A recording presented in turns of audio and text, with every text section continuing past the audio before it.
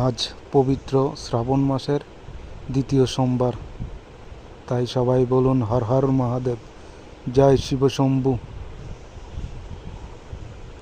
হে ঠাকুর, সবার মঙ্গল করো, সবাই যেন সুস্থ ও ভালো থাকে, এই প্রার্থনাই করি ঠাকুরের নিকট।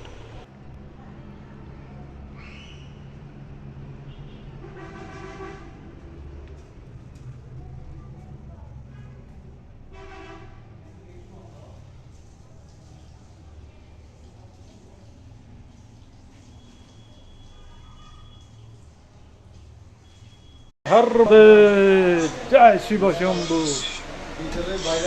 হর হর মহাদেব, জয় শিব শম্ভু।